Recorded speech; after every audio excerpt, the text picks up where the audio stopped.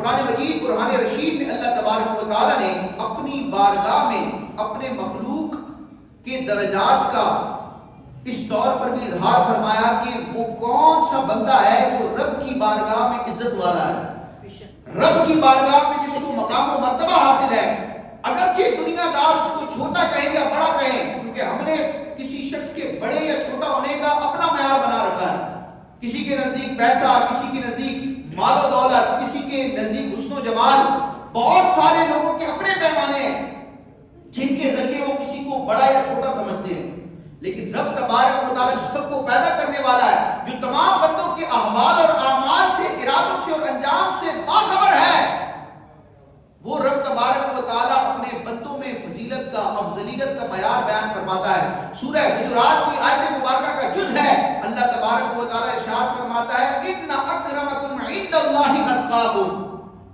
ایک ہوتا ہے تقی، متقی یعنی کہ پرہیزگار، گناہوں سے بچنے والا، نیکیاں اختیار کرنے والا، اللہ رسول نے جو کام کرنے کا کہا وہ کام کرنے والا، اللہ رسول نے جن کاموں سے بچنے کا کہا ان سے بچنے والا۔ تقوی کی باقاعدہ تعریف یہ ہے، لیکن تقوی پرہیزگاری اس کا عام مفہوم یہ ہے کہ شریعت کے احکام کو فالو کرنا، اللہ رسول کا حکم ماننا، یہ تقوی ہے۔ تو متقی ہونا بڑی شان کی بات ہے، لیکن رب فرماتا ان اکرمکم عند اللہ اتقاکم، تم میں سے اللہ کے نزدیک اکرم، زیادہ عزت والا، مرتبے اور وجاہت والا وہ ہے اتقاکم، جو تم میں سب سے بڑا متقی اور پرہیزگار ہے۔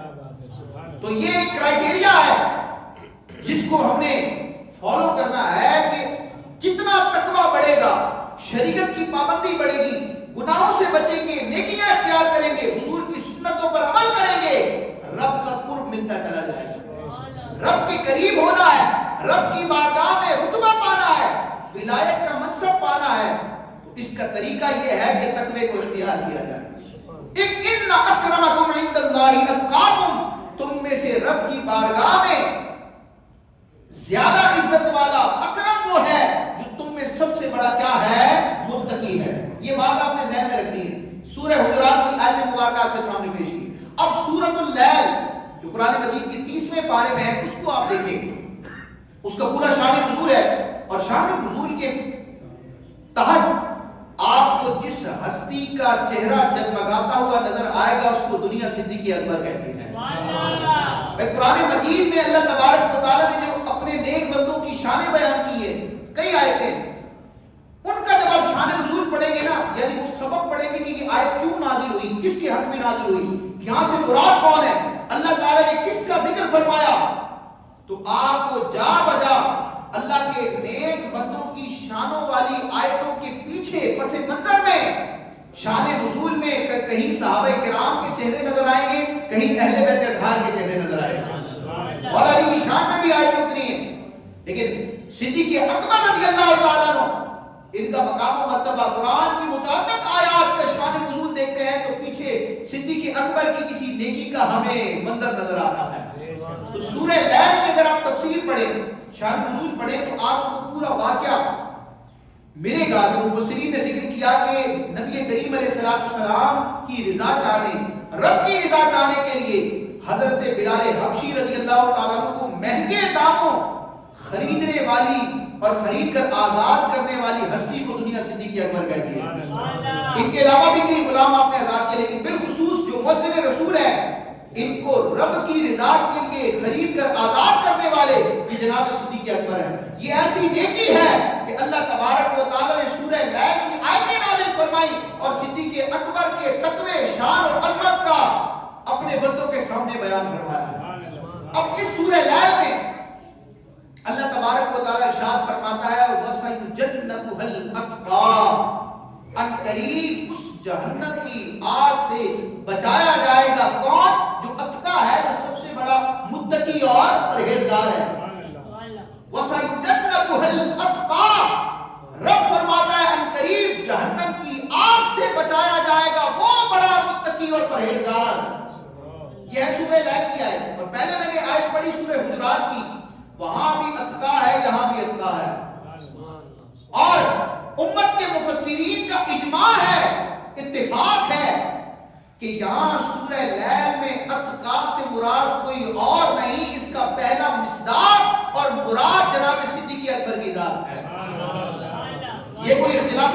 بیان نہیں کر رہا میں کہ بھئی بعض کے نزدیک کوئی اور مراد ہے. قیلہ کے ذریعے کہا گیا, کسی نے کہا ہوگا, کہنے والا کون ہے پتہ ہی نہیں.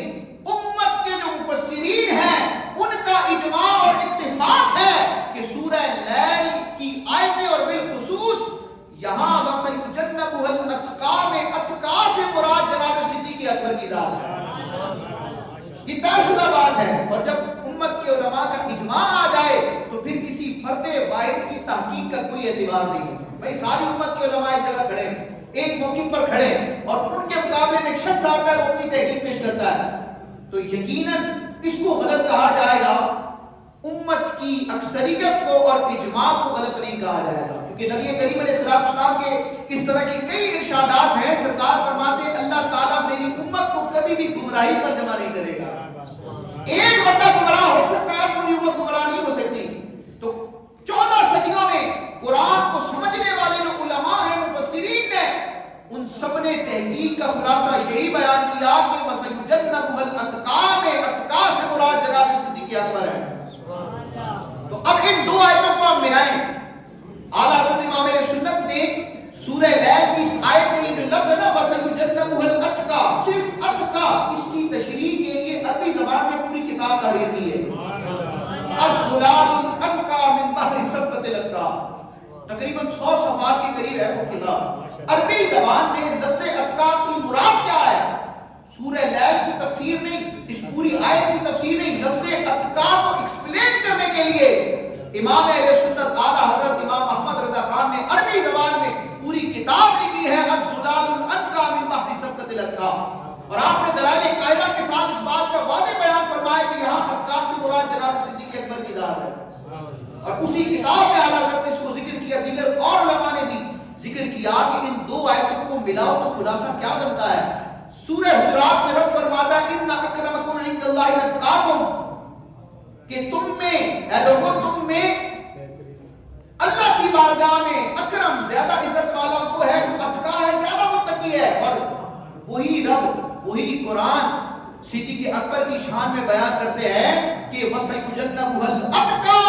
تو یہ اتقا اور یہ اتقا ان دونوں کو آپس میں ملائے, دونوں آیتوں کو ملائے, منطق کی ٹرمینالوجی میں سغرا کبرا بنائے, تو نتیجہ یہ نکلے گا کہ رب کی بارگاہ میں عزت والا وہ ہے جو سب سے بڑا متقی ہے.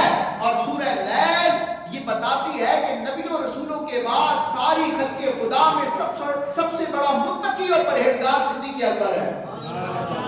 پھر خلاصہ یہی بنے گا جو اہل سنت کا عقیدہ ہے, جو اجماعی قطعی متواتر عقیدہ ہے کہ سارے نبیوں اور رسولوں کے بعد, رسول خواہ انسانوں کے ہوں یا فرشتوں کے ہوں, میں سنی بات پوری کرتا ہے, فرشتوں میں بھی رسول ہے, جیسے حضرت جبریل ہے, حضرت میکائیل ہے, اور اسی طرح جو حاملین عرش ہیں وہ بڑے مقرب فرشتے ہیں, تو ان کا استثناء ہے. تو رسول نبیوں کے ہوں, رسول انسانوں کے ہوں یا فرشتوں کے ہوں, تمام رسول مراد ہیں. تمام رسولوں اور تمام نبیوں کے بعد ساری مخلوق میں رب کی بارگاہ میں سب سے بڑا مرتبہ جناب صدیق اکبر کا ہے.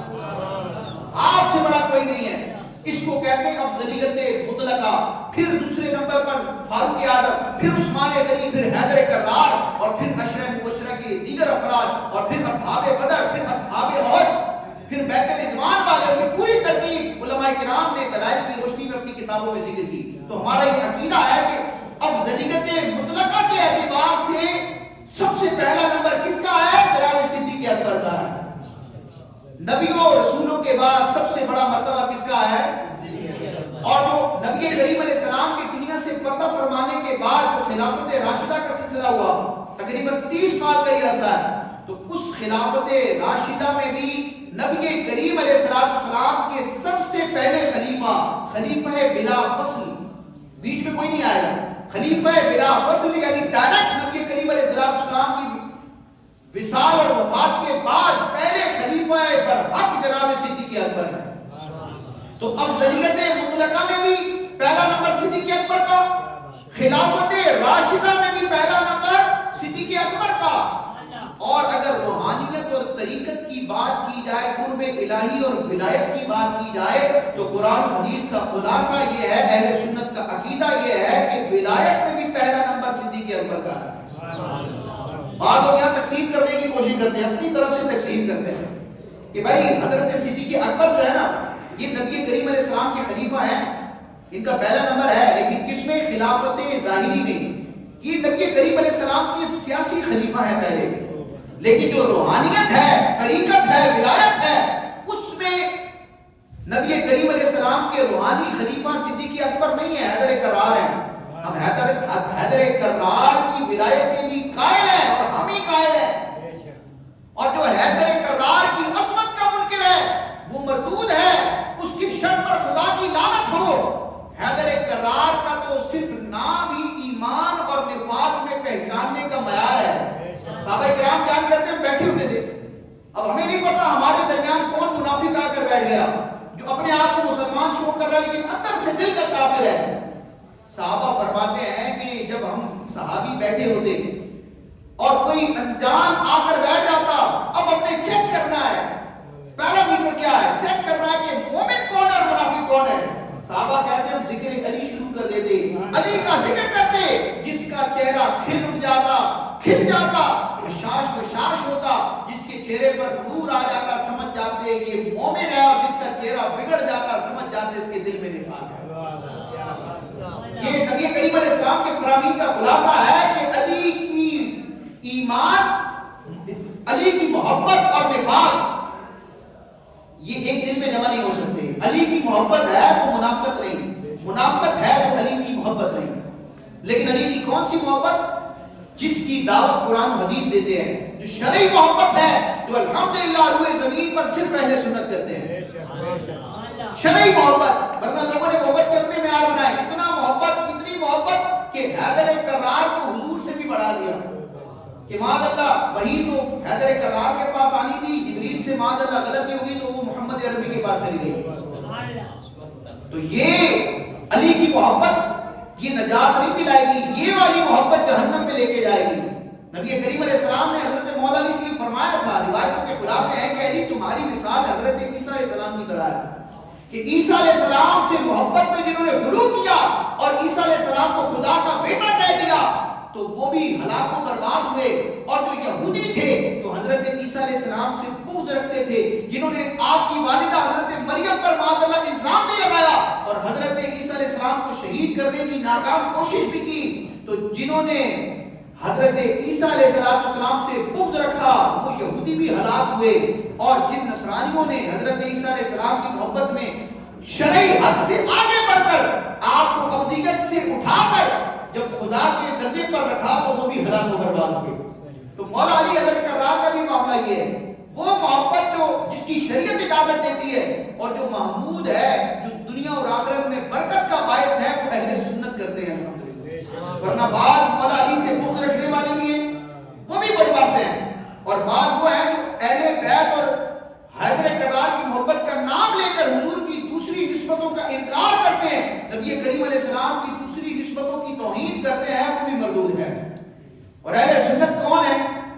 جن کو اعلیٰ حضرت امام اہل سنت بیان کرتے ہیں کہ اہل سنت کا ہے بیڑا پار, اصحاب حضور نجم ہے اور ناؤ ہے ذکر رسول اللہ.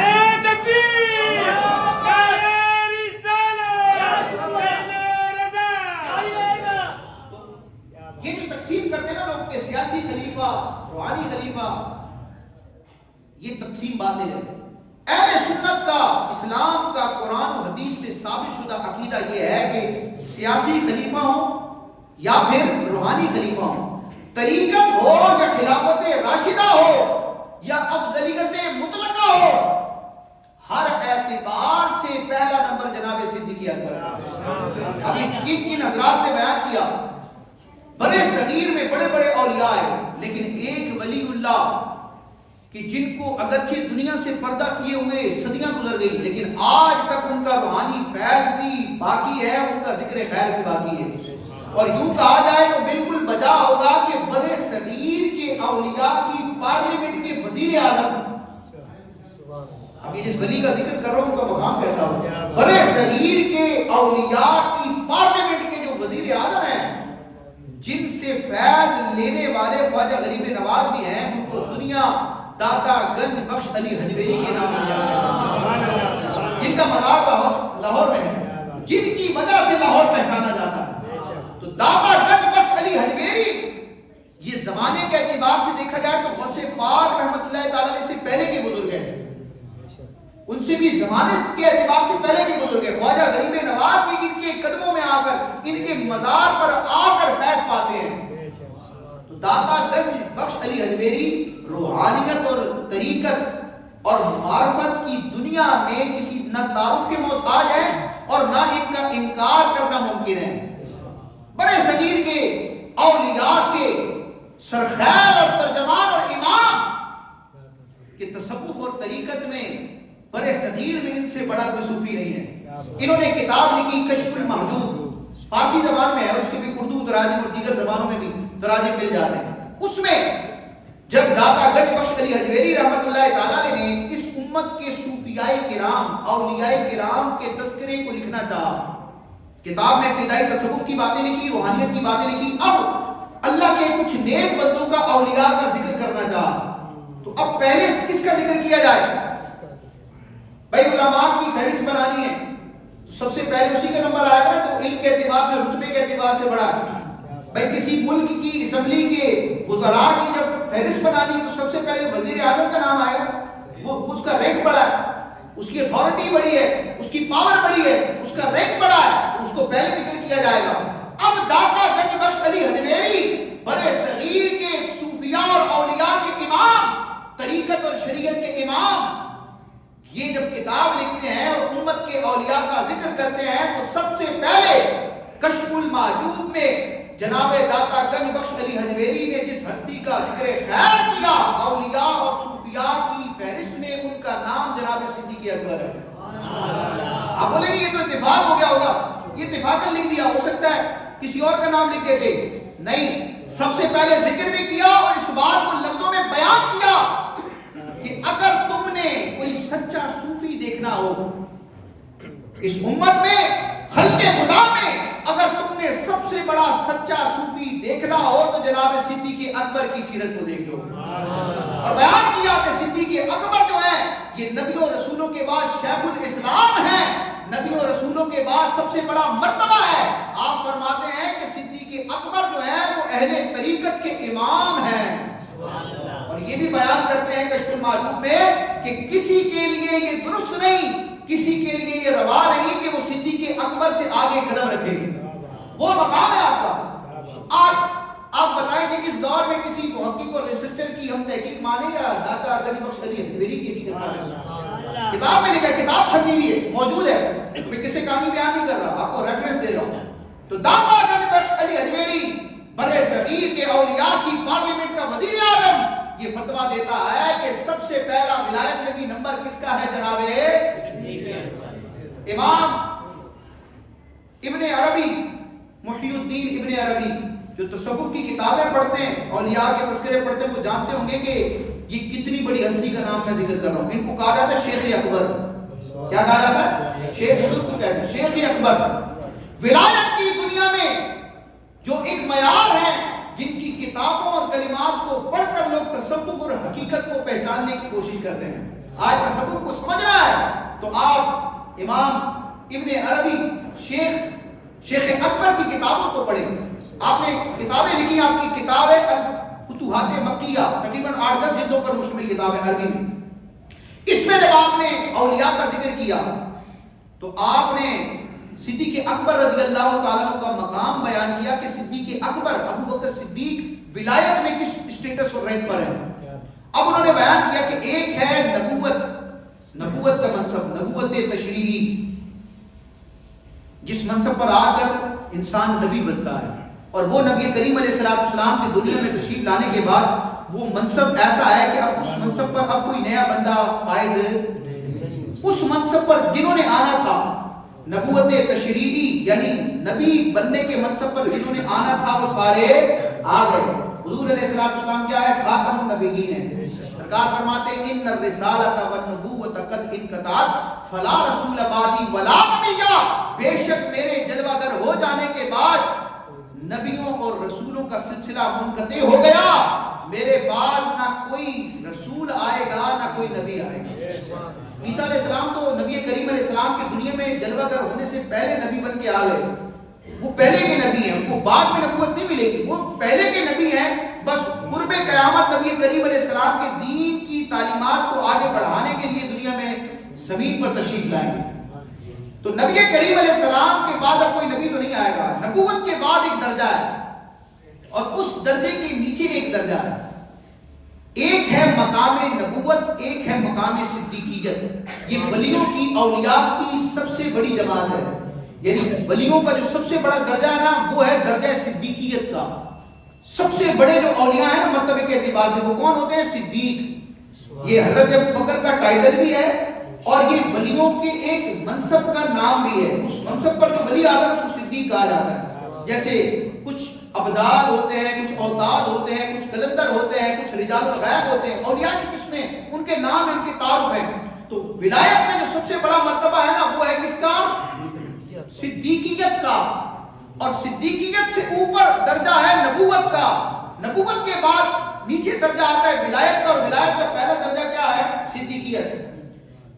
شیخ اکبر امام ابن عربی رحمۃ اللہ تعالی علیہ حقیقت کو بیان کرتے ہوئے اعلیٰ حضرت امام علیہ سنت نے اپنی کتاب الزلال الانقا من بحر سبقۃ الاتقا، جس کا میں نے ذکر کیا، اس کتاب کے آخری صفحے پر شیخ محقق کی یہی عبارت ذکر کرتے ہیں، اس کا خلاصہ میں آسان انداز میں آپ کے سامنے بیان کرتا ہوں۔ شیخ محقق فرماتے ہیں ایک ہے نبوت کا منصب، ایک ہے صدیقیت کا منصب۔ نبوت کے منصب سے نیچے اور صدیقیت کے منصب کے اوپر ایک مقام ہے، ایک درجہ ہے ولایت کا، جو نبی بھی نہیں ہے اور عام صدیق بھی نہیں ہے۔ نبوت سے نیچے اور مقام صدیقیت سے اوپر ایک مقام ہے، اور اس مقام پر کائنات میں صرف ایک ولی فائز ہوئے ہے، اس کو دنیا صدیق اکبر کے نام سے یاد کرتے ہیں۔ ویسے تو حضور کے ہر صحابی صدیق ہیں، سچے ہیں، حضور کا صحابی اور جھوٹ بول جائے، حضور کا صحابی اور ظالم ہو، حضور کا صحابی اور معاذ اللہ گناہگار ہو، غافل ہو، یہ ہو نہیں سکتا۔ یہ تو ہمارے دین کا اصول ہے کہ حضور کے سارے صحابہ عادل ہیں، ان کی گواہی پر ہم نے قرآن کو قرآن مانا، ان کی گواہی پر حضور کے فرمان کو مانا۔ بھائی قرآن ہم تک پہنچا کتابی شکل میں، تو تابعین کو یہ کس نے بتایا کہ یہ قرآن کی آیت ہے؟ یہ قرآن ہے، اللہ کا کلام ہے، صحابہ کی گواہی تھی۔ وہ قرآن جب جمع ہوا کتابی شکل میں، گواہی کس کی تھی؟ صحابہ کی۔ پھر تابعین، تبع تابعین، آگے محدثین کو، امام بخاری مسلم تک جو حدیثیں پہنچی، تو سب سے پہلے اس امت کو نبی کریم علیہ السلام کے فرامین پہنچانے والے اور یہ بتانے والے کے لیے حضور نے فرمایا ہے۔ یہ بتانے والے کون ہیں؟ صحابہ کرام۔ تو ہمارے دین کا جو معیار ہے قرآن اور حدیث، اس کو ہم تک پہنچانے والے، اس کی گواہ یہ صحابہ کرام ہیں۔ لہذا امت کے علماء نے یہ متفقہ اصول دیا کہ حضور کا جو بھی صحابی ہے نا وہ عادل ہے، وہ خائن نہیں ہے، وہ جب بھی بولے گا دین ہی کی بات کرے گا، اپنی طرف سے کچھ شامل نہیں کرے گا۔ اب دیکھیں حدیث کی جب دنیا میں بات ہوتی ہے نا کہ اس حدیث کو کس نے بیان کیا، امام بخاری کی شاگرد استاد کا نام ہے، پھر ان کے استاد کا نام، پوری چین ہوتی ہے، سلسلہ ہوتا ہے۔ تو اگر کہیں حدیث کو بیان کرنے والے 10 افراد ہیں، 10 میں سے 9 کا نام پتا، ایک کا نام نہیں پتا، آئیڈینٹیفائی نہیں ہوا، پر لکھا ہے کہ کسی شخص نے بیان کیا۔ اب محدثین کہتے ہیں تحقیق کرو یہ بندہ کون تھا۔ اگر اس کا نام، اس کے حالات معلوم ہو جائے کہ بندہ قابل اعتبار تھا، دین کے اعتبار سے، حافظ کے اعتبار سے، عمل کے اعتبار سے، تو اس حدیث کو قبول کیا جائے گا۔ اور اگر پتہ چل جائے کہ وہ بندہ جھوٹا تھا، اس کا کردار صحیح نہیں تھا، اس کا حافظہ کمزور تھا، اس حدیث کی سند پر پھر کلام ہوتا ہے، اور کئی صورتوں میں پھر حدیث کو لیا ہی نہیں جاتا، چیک کیا جاتا ہے حدیث کے راویوں کو۔ لیکن یہ سلسلہ کب تک ہوتا ہے؟ امام بخاری، امام مسلم، ان محدثین سے اوپر چلتے چلتے چلتے چلتے تابعین تک اس چیز کو چیک کیا جاتا ہے کہ بندہ کیسا ہے، اس کا کردار کیسا ہے، اس کے اعمال کیسے ہیں، اس کا حافظہ کیسا ہے، حدیث کو پہنچانے میں اس کا طریقہ کار کیا ہے، یہ غلطی تو نہیں کرتا، یہ اپنی طرف سے ایڈیشن تو نہیں کرتا، یہ لوگوں کے سامنے جھوٹ تو نہیں بولتا، یہ چیک کیا جاتا ہے۔ یہ ہمارے علماء نے، محدثین نے کام کیا ہے کہ حدیث کی سند میں اگر 15 20 افراد اگر ہر بندے کا ڈیٹا جمع کیا، انہوں نے انویسٹیگیشن کی ہے۔ آج کے ادارے کیا انویسٹیگیشن کریں گے؟ تو ہمارے علماء نے صدیوں پہلے ایک ایک بندے کی پرکھ کی ہے اور حدیث کے ایک ایک فرد اور راوی کے حالات کو کتابی شکل میں جمع کیا ہے۔ سینکڑوں ہزاروں افراد ایسے ہیں جن کے پورے ڈیٹا کو جمع کیا گیا۔ اس وقت انٹرنیٹ کا اتنا انویسٹیگیشن کرنے کے جو اب ہمارے پاس ذرائع موجود ہیں اس وقت موجود نہیں تھے، لیکن پھر بھی علماء نے محنت کی کو محفوظ کرنے کے لیے، حضور کی سنت اور حدیث کی حفاظت کے لیے. لیکن یہی علماء جو ایک ایک بندے کی چھانٹ پٹک کرتے ہیں، یہی سارے محدثین امت کے یک زبان کہتے ہیں کہ حدیث کی سند میں اگر حضور کا کوئی صحابی آ جائے، نام نہ پتا ہو، تعارف نہ پتا ہو، کس کے بیٹے تھے، ان کا معاملہ کیا تھا نہ پتا ہو، بس یہ ثابت ہو جائے کہ اس حدیث کو بیان کرنے والا کوئی ایسا شخص ہے جو حضور کا صحابی تھا، نام نہ بھی ذکر کیا جائے، اس کا صحابی ہونا ثابت ہو گیا، آنکھیں بند کر کے اس کو حدیث رسول مان لیں گے. ہر صحابی نبی جنتی، یہ ذرا یہ لوگوں کے صحابہ کرام کے معاذ اللہ کردار کو چیک کرنا، تاریخ کی کتاب فرسودہ کتابوں کو اٹھانا، جھوٹی من گھڑت موضوعات اور جو دین کے دشمن ہیں جنہوں نے جھوٹے واقعات گھڑے، ان کو دیکھ کر صحابہ کرام کی عدالت کو، ان کے معیار کو، ان کے لیول کو، ان کے تقوی اور ایمان اور کردار کو جانچنا، یہ اب کے کچھ بدبختوں کا، بد نصیبوں کا کام ہے، ورنہ امت کے تمام محدثین علماء کا یہی اتفاق ہے. امام بخاری، امام مسلم کا بھی یہی عقیدہ ہے کہ جو حضور کا صحابی ہے، کوئی بھی ہو، نام معلوم نہ بھی ہو، پتہ چل جائے حضور کا صحابی ہے تو وہ عادل ہے، وہ قابل اعتبار ہے، وہ جب بھی کہے گا دین کی درست بات کرے گا. آنکھیں بند کر کے مان لو، جب اس صحابی نے کہہ دیا کہ میرے محبوب نے یہ فرمایا ہے، میرے محبوب نے یہ کیا ہے، یہ مقام ہے. اب جناب صدیق اکبر رضی اللہ تعالیٰ عنہ کا مقام و مرتبہ میں نے آپ کے سامنے بیان کیا کہ ولایت میں سب سے بڑا آپ کا کیا ہے، مقام و مرتبہ ہے. تو نبوت کے بعد اور صدیقیت سے اوپر ایک مقام ہے، جس مقام پر فائز ہونے والی کائنات میں ایک ہی ہستی ہے جو تمام صدیقوں کے سردار ہیں، ان کو دنیا ابو بکر صدیق کہتی ہے. تو حضور کا ہر صحابی صدیق ہے، لیکن سارے صحابہ میں صدیق اکبر ایک ہی ہے جو حضرت ابو قحافہ کے بیٹے ہیں، جن کا نام عبداللہ ہے اور کنیت ابو بکر ہے. شیخ ابن عربی نے بھی ذکر کیا، اور پہلا نام کس کا ذکر کیا، داتا گنج بخش علی حجویری نے بھی ذکر کیا. علامہ شامی نے جو فقہ کی دنیا کے بے تاج بادشاہ ہیں، فقہ حنفی میں آپ کی کتاب رد المحتار فتاوی شامی اتھارٹی ہے، انسائکلوپیڈیا ہے. فقہ حنفی میں مفتی بننا ہے تو علامہ شامی کی کتاب پڑھنی پڑے گی. انہوں نے اپنے رسائل میں، رسائل ابن عابدین میں جب اولیاء کی اقسام کا ذکر کیا، فرمایا علامہ شامی نے کہ نبی کریم علیہ السلام کے بعد اس امت میں سب سے پہلے کتب جناب صدیق اکبر. پھر آپ آئیں مجدد الفیصانی رحمۃ اللہ تعالی علیہ کی طرف، مکتوبات شریف میں آپ کو کئی مضامین ملیں گے کہ نبی کریم علیہ السلام نے حضرت صدیق اکبر اور فاروق اعظم پر ایسی نظر کرم فرمائی کہ ان کو نبوت کا فیضان عطا فرمایا.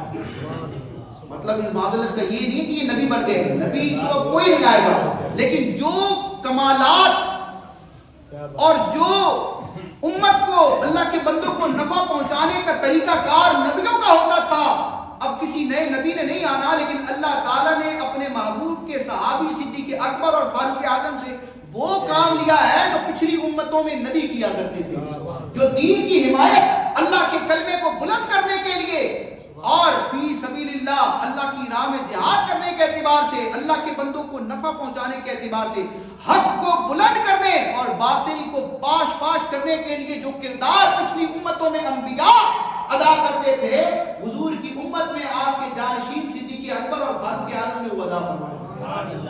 اور یہ صرف داتا صاحب نے ذکر نہیں، یہ صرف مکتوبات شریف میں مجدد الفیصانی نے ذکر نہیں کیا، بلکہ پیر مہر علی شاہ صاحب نے بھی اپنی کتاب تصفیہ میں ذکر کیا ہے. ان کے نزدیک بھی ولایت میں پہلا نمبر جناب صدیق اکبر کا ہے. پھر آگے بہت سارے حوالہ جات ہیں. المختصر میں خلاصے کی طرف آتا ہوں کہ برِ صغیر کے علماء کی تمام تر تحقیقات کا خلاصہ اگر پڑھنا ہو تو بریلی کے امام احمد رضا خان کی کتابوں کا مطالعہ کیا. اعلیٰ حضرت امام علیہ سنت نے فتاوی رضویہ شریف میں، اپنی دیگر کتابوں میں، المعتمد المسند میں، اردو عربی کی کتابوں میں جب صدیق اکبر کا ذکر کیا تو آپ کا ایک ٹائٹل ذکر کیا. وہ ٹائٹل کیا ہے؟ اعلیٰ حضرت امام علیہ سنت فرماتے صدیق اکبر کون ہے؟ افضل الاولیاء المحمدیین. اس سے پہلے ایک بات میں آپ کے سامنے بیان کروں، بار شریعت میں بھی آپ دیکھیں گے نا، پہلے حصے میں ولایت کے بیان میں یہ چیز ملے گی کہ اس امت کے جو اولیاء ہیں وہ پچھلی تمام امتوں کے اولیاء سے افضل ہے. یہ حضور کی نسبت کا صدقہ ہے کہ جس طرح پیارے آقا علیہ السلام سارے نبیوں سے افضل، جس طرح مجموعی طور پر نبی کریم علیہ السلام کی امت پچھلی تمام امتوں سے افضل، جس طرح نبی کریم علیہ السلام کے سینہ اقدس پر نازل ہونے والا قرآن پچھلی تمام آسمانی کتابوں اور صحیفوں سے افضل، جس طرح حضور کے صحابہ تمام نبیوں کے صحابہ سے افضل، جس طرح حضور کے اہل بیت تمام نبیوں کے اہل بیت سے افضل، بالکل اسی طرح حضور کی امت کے اولیاء پچھلے تمام نبیوں کی امتوں کے اولیاء سے افضل ہے۔ یہ عقیدہ ہے کہ اولیاء محمدیین، امت محمدیہ کے اولیاء پچھلی امت کے اولیاء سے کیا ہے؟ افضل ہے۔ اب سوال یہ پیدا ہوتا ہے کہ امت محمدیہ کے اولیاء میں افضل کون ہے؟ والا حضرت نے بھی ذکر کیا، ملا علی قاری رحمت اللہ تعالی علیہ نے بھی شرح فقہ اکبر میں اس بات کو ذکر کیا، صاحب بار شریعت مفتی امجد علی اعظمی نے بھی بار شریعت میں اس عقیدے کو بیان کیا کہ امت محمدیہ کے اولیاء میں بھی سب سے افضل اور پہلے نمبر والے جناب صدیق اکبر۔ خلاصہ کیا بنا؟ اس امت کے اولیاء پچھلے امت کے اولیاء سے افضل، اور اس امت کے اولیاء میں سب سے افضل صدیق اکبر۔ خلاصہ کیا بنا کہ اولین و آخرین مخلوق خدا میں جتنے اولیاء آئے نبیوں رسولوں کے بعد، تمام اولیاء کے سردار اور تمام ولیوں میں سب سے پہلے اور افضل جناب صدیق اکبر ہے۔ یہ میں کوئی جوش کتابت میں نہیں کہہ رہا، میں پورے ہوش کے ساتھ بات کر رہا ہوں۔ علامہ علی قاری، ملا علی قاری سلطان المحدثین، اپنے وقت کے مجدد ہیں، اعلیٰ حضرت سے پہلے کے، اعلیٰ حضرت کی ولادت سے بھی پہلے کے بزرگ ہیں۔ ملا علی قاری رحمت اللہ تعالیٰ نے شرح فقہ اکبر میں جب جناب صدیق اکبر رضی اللہ تعالیٰ عنہ کا ذکر خیر کیا تو آپ کا یہ ٹائٹل بیان کیا، افضل الاولیاء من الاولین والآخرین۔ سبحان اللہ، یہ مقام ہے جناب صدیق اکبر کا۔ ملا علی قاری فرماتے ہیں ابو بکر کون ہے؟ یہ صرف حضور کے سیاسی پہلے خلیفہ نہیں ہے، حضور کے روحانی بھی پہلے خلیفہ ہیں، یہ خلافت میں بھی پہلے ہیں، طریقت میں بھی پہلے ہیں، ولایت میں بھی پہلے ہیں، روحانیت میں بھی پہلے ہیں۔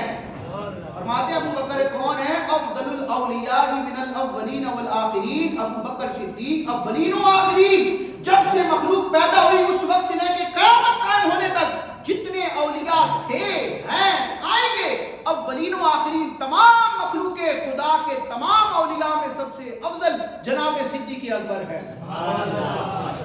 یہ ہے اہل سنت کا عقیدہ۔